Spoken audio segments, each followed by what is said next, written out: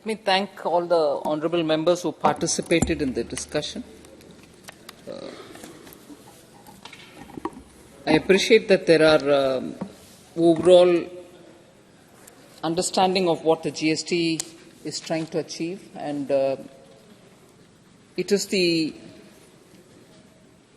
glitches or it is the difficulties which are being faced by many of those who are users of the GSTN portal which is being raised, and also the issue of the tax rates. I'll try to address each of the concerns voiced by the members, the primary ones, that is.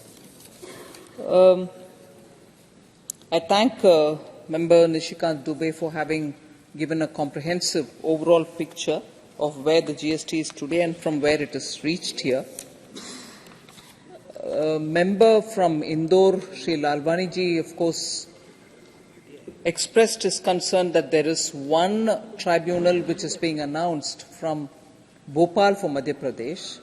Every state is going to get 1+1, and the second one can or maybe will be located in Indore, which is the commercial center, which is of course a decision which is based on the inputs which are given in the GST Council by the state officials as well. I understand his concern on that. There was this point mentioned by Member Sharmishta Sethi, I'm not sure if she's here now, asking for a reduction in the GST rate for Tendu leaves. This topic on the GST rates for Tendu leaves have been discussed, if I remember correct, more than once in the GST Council. And I think since 2017 itself, this has been subject of discussion. In my tenure, twice this has been discussed. And there is no unanimity of view, and therefore we are not able to arrive at a decision which Orissa might like.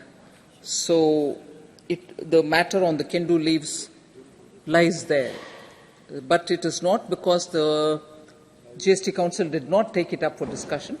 It was taken up, but no unanimity has been arrived. Also, Member Sethi also raised this issue of taxation on online gaming with prospective effect, or if there is a need for a clarificatory exercise. The clarification on that levy was issued, sir.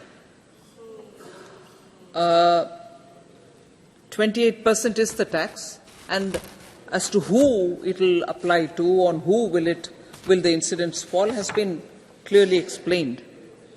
But this particular point that the valuation rules, I like to put it on record again, that the valuation rules to exclude winnings is prospective. So I hope there's no confusion on that. The member from Shiv Sena, Dhairishil Maneji, spoke about the cases which are pending in High Courts and Supreme Court.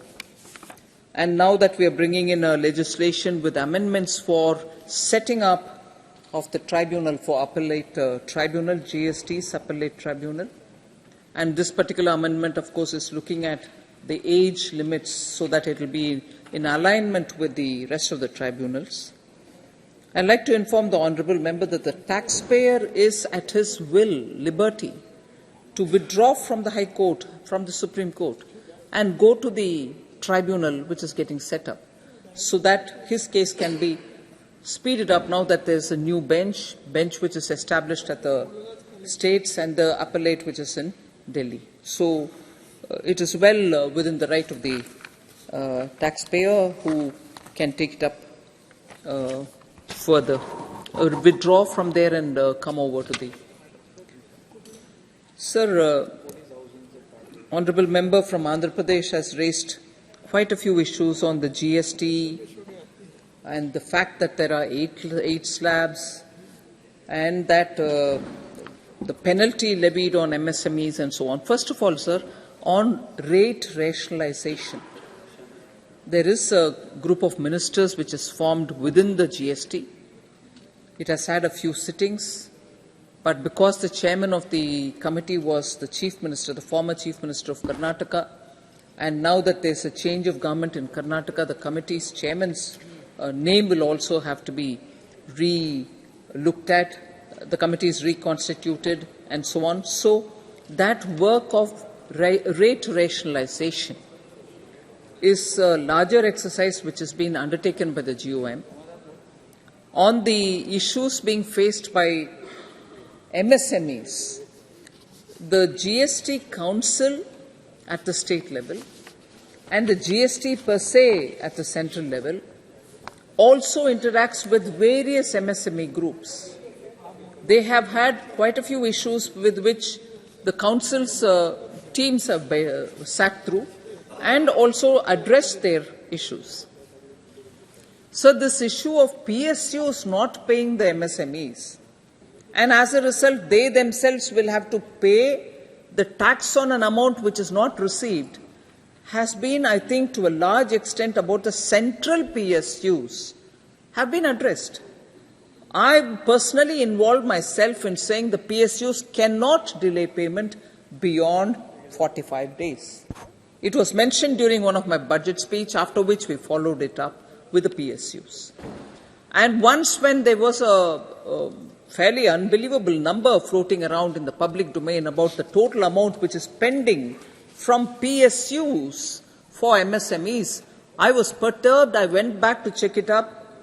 This understanding that PSU means central may not always be correct, sir. Yes, there are PSUs, central PSUs, which owe money to the MSME, and all of us ministers have been very keenly observing them that the delay should not be beyond 45 days, and the central PSUs largely now go by that understanding. But however, I don't have an authority to speak about state PSUs. And it is not a secret that state PSUs who owe a large amount to the MSMEs. And the problem therefore remains for the MSMEs, but it is outside of my realm. It is very much the realm of the states, where the same concern for MSME should be understood by the state governments, and they should quickly clear the bills. I would like to inform the member that this budget, which was read out on the 1st February 2023, we made it a point to say that large companies cannot benefit from claiming those fiscal incentives and other incentives which are given to them without paying the dues to the MSMEs, as they would normally show it as an expenditure, that expenditure which is going as payments to the MSME, and as a result, that expenditure should not be taxed, is the common sense understanding. But you have not paid them.